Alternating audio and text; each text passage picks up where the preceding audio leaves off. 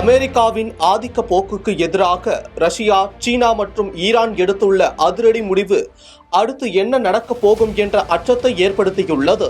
கடந்த சில மாதங்களுக்கு முன் சீனா, அமெரிக்கா இடையே கடுமையான வர்த்தக போர் நடைபெற்றதை அடுத்து தைவான் விவகாரத்தில் ட்ரம்ப் தலையிட்டது அந்நாடுகளுக்கு இடையே நிலவி வந்த பதற்றத்தை மேலும் அதிகரித்தது. ரஷ்யாவை முடக்க அமெரிக்கா பல்வேறு முயற்சிகளை மேற்கொண்டு வந்தாலும் அது தோல்வியிலேயே முடிந்தது என்பது குறிப்பிடத்தக்கது. மேலும் இந்த இரு நாடுகளும் உலக அளவில் அமெரிக்காவின் போட்டி நாடுகளாகும். அதேபோல் சமீபத்தில் ஈரான் நாட்டில் வெடித்த மக்கள் போராட்டத்தின் போது ஈரான் பாதுகாப்பு படையினருடன் ஏற்பட்ட மோதலில் அந்நாட்டு மக்கள் பலர் கொல்லப்பட்டதற்கு அமெரிக்க அதிபர் ட்ரம்ப் ஈரான் அரசுக்கு கடும் எச்சரிக்கை விடுத்திருந்தார். அதனைத் தொடர்ந்து ஈரானின் உச்ச தலைவர் அயதுல்லா அலி கமேனி அமெரிக்காவுக்கும் ட்ரம்புக்கும் கடுமையான எச்சரிக்கை விடுத்திருந்தார் என்பது குறிப்பிடத்தக்கது.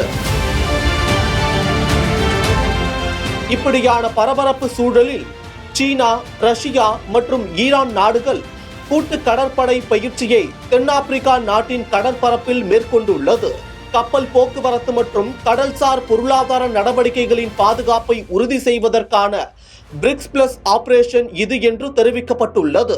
பிரேசில், ரஷ்யா, இந்தியா, சீனா மற்றும் தென்னாப்பிரிக்கா ஆகிய நாடுகளை கொண்டு ஆரம்பத்தில் உருவாக்கப்பட்ட ஒரு புவிசார் அரசியல் கூட்டமைப்பின் விரிவாக்கமே பிரிக்ஸ் பிளஸ் ஆகும்.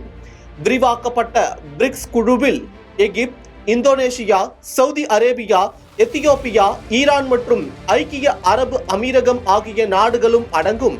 அமெரிக்க மற்றும் மேற்கத்திய நாடுகளின் பொருளாதார ஆதிக்கத்திற்கு ஒரு மாற்று சக்தியாக இந்த பிரிக்ஸ் பிளஸ் நாடுகள் பார்க்கப்படுகிறது.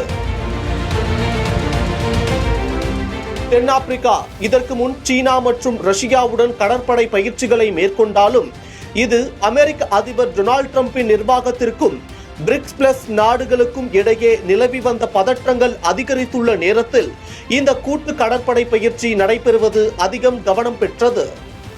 மேலும் ட்ரம்ப் பிரிக்ஸ் நாடுகளை அமெரிக்க எதிர்ப்பு கொள்கைகளை பின்பற்றுவதாக தொடர்ந்து குற்றம் சாட்டி வருகிறார் என்பது குறிப்பிடத்தக்கது. அது மட்டும் இல்லாமல் இந்த கூட்டு பயிற்சிக்கு அமெரிக்காவின் எதிர்வினை எப்படி இருக்க போகிறது என்பதை பொறுத்திருந்துதான் பார்க்க வேண்டும்.